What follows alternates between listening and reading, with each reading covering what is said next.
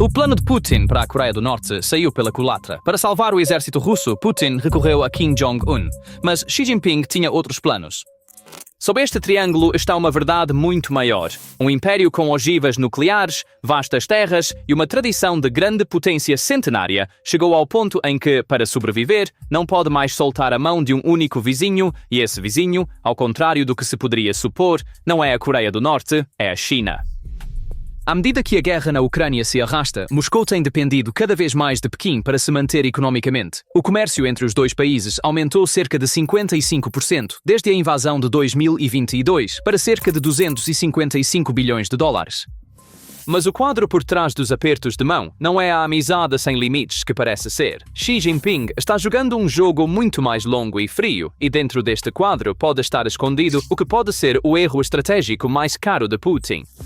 Hoje vamos falar sobre por que esses dois gigantes, que compartilham uma das maiores fronteiras terrestres do mundo, não são parceiros iguais, o que a China realmente quer com esta guerra e por que a aposta desesperada de Putin na Coreia do Norte acabou incomodando mais a Pequim. Mas antes de entrarmos nos bastidores deste triângulo, um pequeno favor.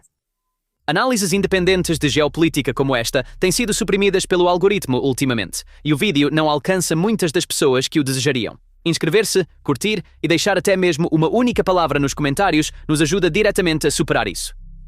Agora vamos começar na raiz da dependência. Primeiro, precisamos entender quão profunda é essa dependência. A lógica da guerra é simples. Quando a Rússia queimou suas pontes com o Ocidente, poucos parceiros comerciais restaram. Seu comércio com a Europa e a América colapsou drasticamente.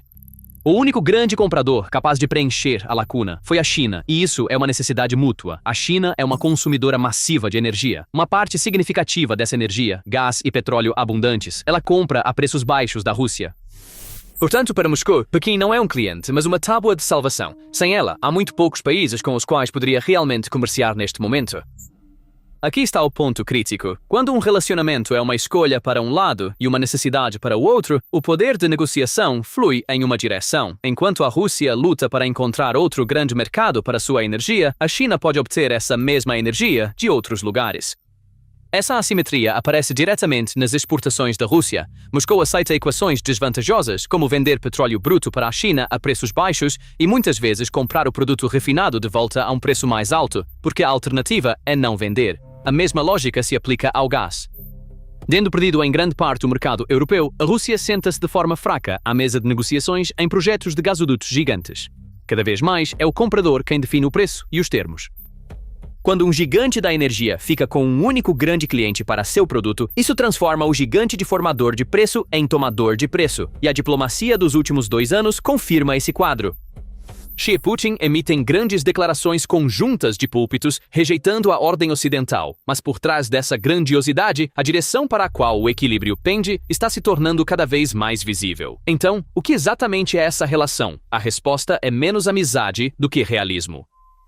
Na formulação do professor Carrie Brown, do King's College de Londres, a Rússia e a China não são culturalmente ou mesmo ideologicamente próximas. Putin é um cristão ortodoxo. O Partido Comunista Chinês é um partido ateu. Seus conjuntos de valores não se sobrepõem.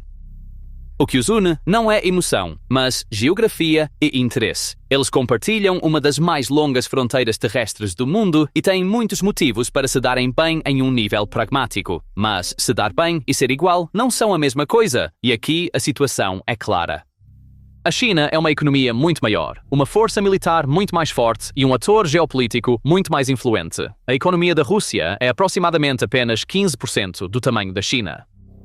Isso não torna a Rússia insignificante. Afinal, estamos falando de uma potência nuclear, mas também não é uma relação de iguais, e o ponto sutil que Brown destaca é este. A China não quer necessariamente que a Rússia seja tão dependente dela, porque a dependência traz consigo responsabilidade.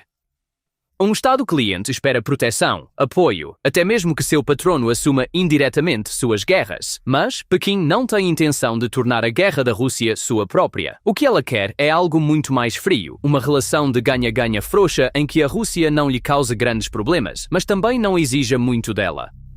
E é exatamente por isso que a visão da China sobre esta guerra é totalmente diferente da do Ocidente.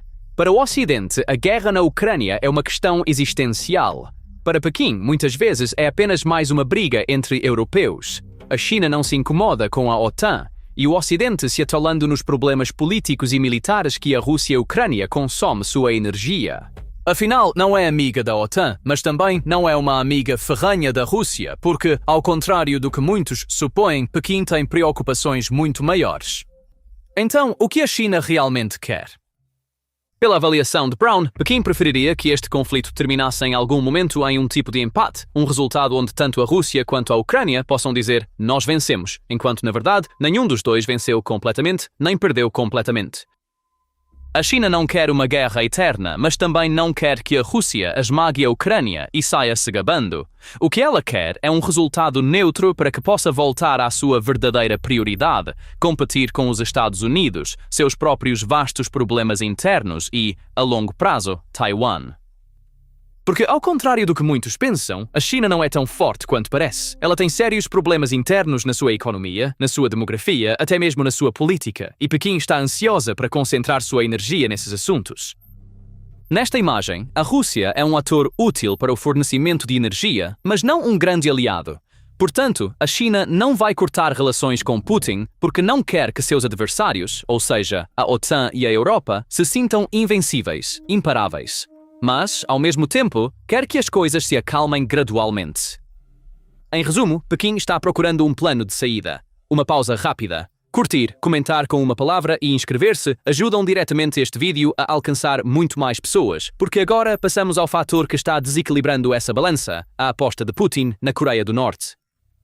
A diplomacia desesperada de Putin falhou principalmente aqui. Esmagada pelo peso da guerra, a Rússia apoiou-se fortemente na Coreia do Norte. Em troca de soldados e milhões de projéteis de artilharia, trocou segredos militares altamente sensíveis. Mas esse movimento abriu uma porta que Moscou não havia previsto. O uso de tropas de combate norte-coreanas na Ucrânia colocou Pyongyang diretamente sob os holofotes do Ocidente. E quando Putin, através de seus acordos com a Coreia do Norte, chamou a atenção da OTAN para a porta do Pacífico da China, ele involuntariamente forçou a mão de Pequim. De fato, o sinal mais concreto disso veio em setembro. Xi ficou no mesmo pódio que Putin e Kim Jong-un no desfile da Segunda Guerra Mundial em Pequim, mas o simbolismo terminou aí. Os três líderes não realizaram uma cúpula trilateral nem emitiram uma declaração conjunta. Xi se encontrou com Putin e Kim separadamente. Essa escolha de se encontrar separadamente diz muito por si só.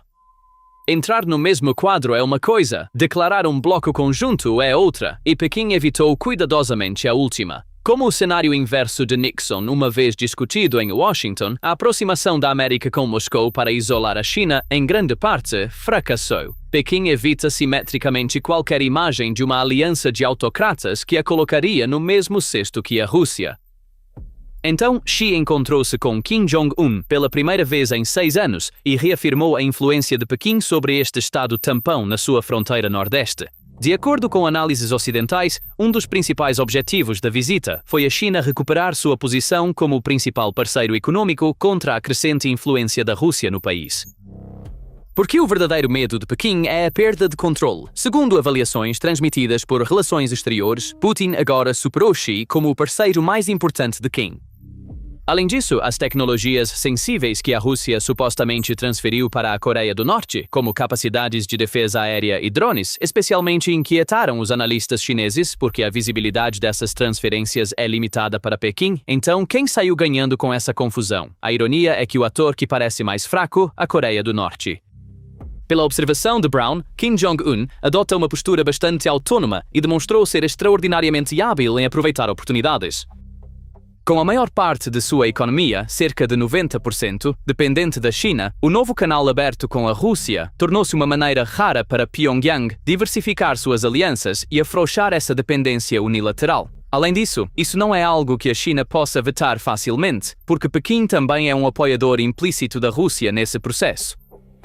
Então Kim manobra habilmente na lacuna entre os dois gigantes, e seus ganhos não são desprezíveis. Status de facto de potência nuclear, experiência real de combate para suas tropas e visibilidade global. De acordo com pesquisas e avaliações de inteligência sul-coreanas, a Coreia do Norte pode ter ganho dezenas de bilhões de dólares para sua economia carente de dinheiro ao fornecer armas para a Rússia. Para a Rússia, o mesmo quadro é exatamente o oposto, uma profunda humilhação. Tornar-se dependente de um país que antes viam como um pequeno ponto em seu grande mapa global é um golpe para o orgulho de Moscou. E para aqueles que gostam de ler a linguagem corporal, não seria errado dizer que Putin não parecia particularmente feliz sendo homenageado por Kim em Pyongyang. Esta troca também tem um lado sombrio. Segundo alegações na imprensa, apesar da proibição da ONU, o fluxo de trabalhadores da Coreia do Norte para a Rússia continua. Assim, a troca não se limita a projéteis e tecnologia, inclui mão de obra. Para Kim, isso é uma fonte de receita para seu regime, mas por trás dessa receita estão pessoas comuns, muitas vezes obrigadas a trabalhar em condições difíceis. E essa tensão agora se tornou visível não apenas nos palcos diplomáticos, mas também no terreno. Na zona econômica estratégica de Rajin, na Coreia do Norte, uma nova ponte estava sendo construída para conectar os dois países por estrada pela primeira vez. A ponte Kasan-Tuman sobre o rio Tumen. Esta travessia de 850 metros foi acordada durante a visita de Putin a Pyongyang em junho de 2024 e era esperada para facilitar o comércio. A data-alvo era simbólica, 19 de junho de 2026, o segundo aniversário do Tratado de Parceria Estratégica Abrangente Rússia-Coreia do Norte. Apesar da escassez de fundos e materiais, a Coreia do Norte completou as instalações alfandegárias e as estradas de ligação do seu lado, mas o lado russo não estava concluído. De acordo com imagens de satélite do think tank norte-americano 38 North, enquanto a ponte em si e o lado norte-coreano estavam em grande parte prontos, a infraestrutura de alfândega e conexão do lado russo permanecia inacabada. Uma nova data de abertura é incerta. Pyongyang está abertamente descontente com o atraso. De acordo com o Daily NK, os oficiais estão irritados porque a abertura no aniversário foi perdida devido aos problemas de construção desastrosos da Rússia. O Comitê Central do Partido dos Trabalhadores teve até que emitir uma diretiva urgente em 19 de junho para reagendar o cronograma de abertura. Então, o que esse atraso significa? Existem duas possibilidades. Uma é a simples falta de capacidade. A Rússia, sob o pesado fardo da guerra, pode não ser mais capaz de terminar tais projetos a tempo, o que é um sintoma de quanto a guerra enfraqueceu Moscou.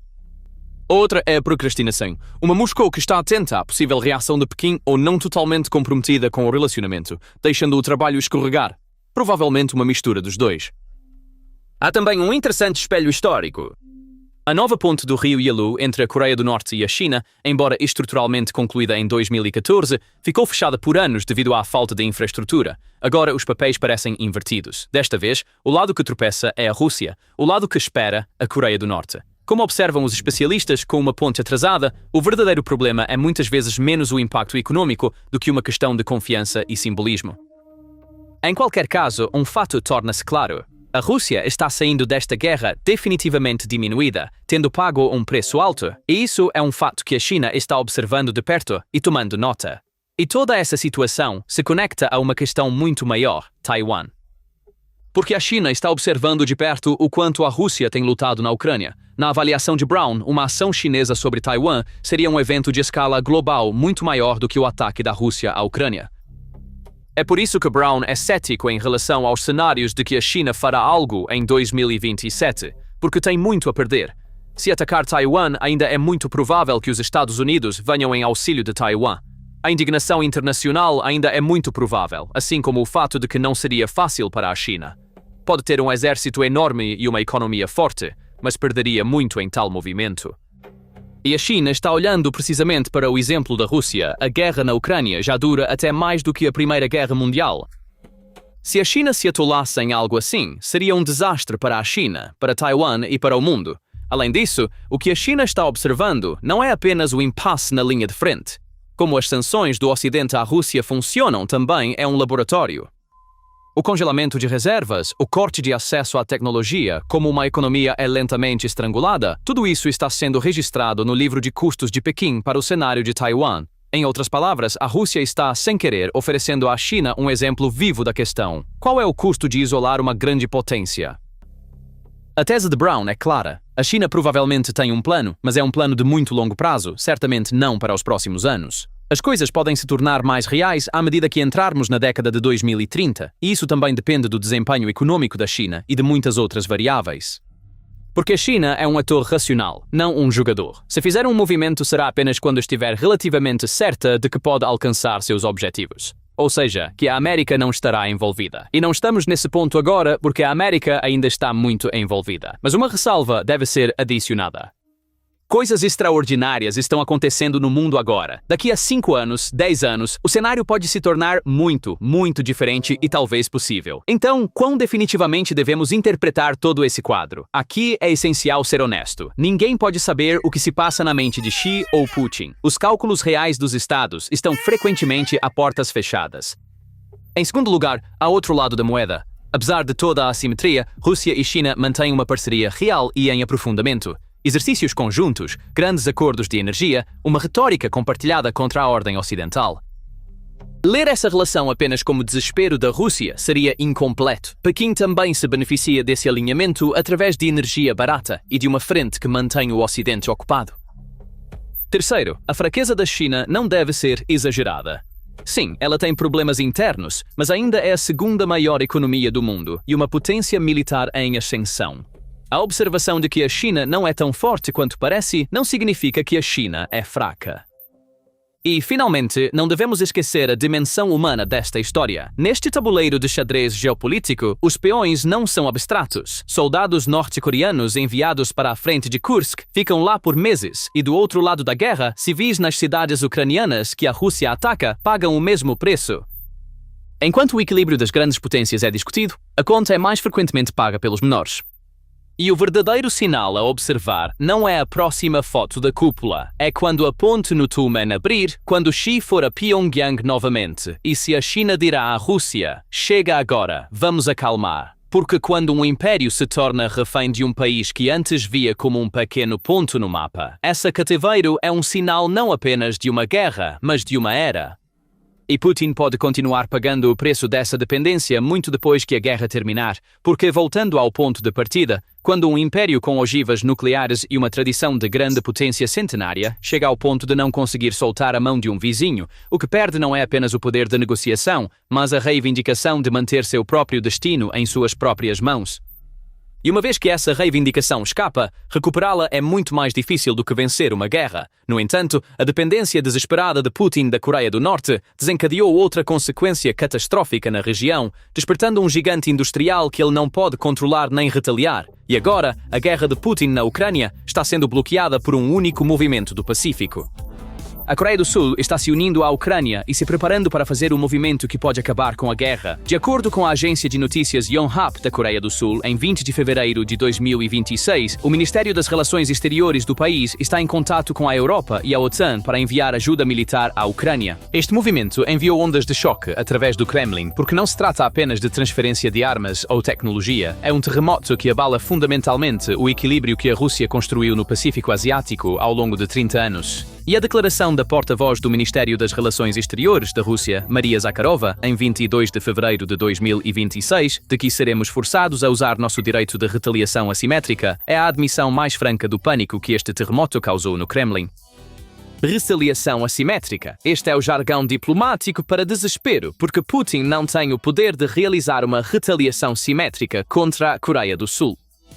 Ele não tem a capacidade, e você verá o motivo disso em detalhes em breve. Mas primeiro, precisamos entender como a Coreia do Sul prendeu a Rússia. À primeira vista, a iniciativa de Putin com a Coreia do Norte foi um movimento estratégico para ambos os lados. Para manter seu exército, que estava exausto na frente ucraniana, em funcionamento, Putin pegou munição e soldados da Coreia do Norte e lhes deu treinamento militar intensivo e experiência. No entanto, em troca de alguns milhões de projéteis de artilharia enferrujados, ele puxou a ponte asiática mais crítica para a frente ucraniana, ou seja, contra si mesmo. Tudo começou com o mecanismo PURL da OTAN, que foi ativado em julho de 2025. PURL, ou a Lista de Requisitos Prioritários da Ucrânia, é um mecanismo que funciona perfeitamente e permite que países aliados contribuam financeiramente para um fundo comum, que é então usado para comprar armas americanas críticas e enviá-las diretamente para a Ucrânia. A entrada da Coreia do Sul neste cenário é devastadora para a Rússia. Isso porque, devido a décadas de leis rigorosas de exportação, a administração de Seul não podia vender ativamente armas letais diretamente para zonas de conflito ativo. Esta política de neutralidade estrita sempre manteve a Coreia do Sul um passo atrás nas crises globais. No entanto, graças ao mecanismo PURL, essa barreira legal está sendo superada. Mesmo que a Coreia do Sul não envie armas diretamente, as centenas de milhões de dólares que transferirá serão convertidas em mísseis Patriot, protegendo os céus da Ucrânia, munições de alta precisão e redes críticas de defesa aérea. Isto não é uma armadilha legal, mas uma ponte legal, e as consequências para a Rússia são devastadoras. Há mais. A capacidade de tecnologia não letal da Coreia do Sul é incomparável no mundo. Seul pode enviar à Ucrânia sistemas de radar de última geração, dispositivos de guerra eletrónica, equipamentos de comunicação avançados e equipamentos de proteção balística de alto padrão. Um radar ou dispositivo de comunicação que mantém um soldado vivo em batalha é tão crítico quanto as balas disparadas. Este suporte tecnológico aumentará dramaticamente a capacidade do exército ucraniano de sobreviver e coordenar. Assim como a contribuição semelhante do Japão foi descrita pela OTAN como um progresso significativo, a entrada da Coreia do Sul também terá um efeito multiplicador. Isso abrirá espaço para que outros países da OTAN concentrem seus orçamentos em sistemas letais, como munição HIMARS e mísseis Patriot. Mas a verdadeira questão é que a Coreia do Sul já está fornecendo indiretamente para a frente ucraniana. Com uma capacidade de exportação da indústria de defesa superior a 20 bilhões de dólares em 2025, a Coreia do Sul já estava possibilitando o fluxo de armas para a Ucrânia via Europa. Graças a acordos massivos com a Polônia, os tanques K2 Black Panther e os obuseiros K9 Thunder já chegaram ao continente europeu. Enquanto a Polônia enviou suas armas da era soviética para a Ucrânia, renovou seu inventário militar com sistemas fabricados na Coreia do Sul. Esta é uma cadeia de suprimentos indireta, mas altamente eficaz, e a participação no PURL institucionaliza e torna essa cadeia permanente. Sistemas de artilharia e fornecimento de munição são a espinha dorsal desta guerra. Enquanto a Rússia estava esgotando seus enormes estoques herdados da União Soviética, tentava manter seu poder de fogo com projéteis de artilharia de baixa qualidade da Coreia do Norte. Uma parte significativa dos projéteis norte-coreanos falhou em disparar, detonar ou atingir seus alvos. Mas agora eles enfrentam um rival industrial que é abundante em quantidade e superior em qualidade. A Coreia do Sul é um dos maiores produtores mundiais de projéteis de artilharia de 155 mm e possui uma infraestrutura industrial capaz de aumentar exponencialmente a capacidade de produção durante tempos de guerra. Empresas como Hyundai Rotem, Hanwha Aerospace e Korea Aerospace Industries estão em posição de expandir suas linhas de produção assim que receberem pedidos. O início direto ou indireto de Seul no fornecimento ao exército ucraniano aumentará exponencialmente o número de projéteis caindo sobre as unidades de artilharia russas. Torna-se muito difícil para um exército russo que perdeu sua superioridade de poder de fogo lançar ofensivas em grande escala ou manter as áreas que capturou. Uma trincheira ucraniana equipada com tecnologia sul-coreana torna-se uma armadilha mortal difícil de superar para os grupos de assalto russos. Com sua alta mobilidade e capacidade de ataque preciso, os obuseiros Kamenov são facilmente capazes de caçar sistemas de artilharia da era soviética. Os tanques Ka-2, com sua avançada blindagem composta, sistemas de proteção ativa e mecanismos de controle de fogo capazes de disparos a queima-roupa em movimento, possuem a superioridade tecnológica para derrotar os tanques da série T-90 da Rússia no campo de batalha. A participação da Coreia do Sul no PURL é apenas o começo. A verdadeira questão é quando Seul passará a transferências diretas de armas letais. Quando esse dia chegar, as balas e soldados que Putin adquiriu da Coreia do Norte serão inúteis porque a capacidade de produção da Coreia do Sul é grande o suficiente para ofuscar todo o arsenal da Coreia do Norte. E Putin cruzou a linha vermelha da Coreia do Sul sabendo disso. Um dos erros estratégicos mais caros da história. O preço ainda está sendo pago. E esse movimento está minando a estratégia de guerra prolongada de Putin. O Kremlin esperava que o Ocidente se cansasse com o tempo, que os ciclos eleitorais nos países democráticos reduzissem o apoio à Ucrânia. No entanto, o fato de um jogador-chave na economia global como a Coreia do Sul ter se posicionado nesta equação mostra que o tempo está trabalhando contra a Rússia. À medida que os estoques dos países da OTAN se esgotam, novos sistemas saindo das linhas de montagem de Seul estão permitindo que o exército ucraniano respire. Os planos do Kremlin para uma guerra de atrito estão sendo fundamentalmente abalados. Então, o que você acha? A China realmente vai pressionar a Rússia a uma saída ou Putin continuará vivendo com essa dependência? Por favor, compartilhe seus pensamentos nos comentários. Para se manter informado sobre as análises exclusivas de guerra e geopolítica da PPR Global, por favor, inscreva-se no nosso canal e ative as notificações. Obrigado por nos escolher. Obrigado por nos escolher. Obrigado por nos escolher. Obrigado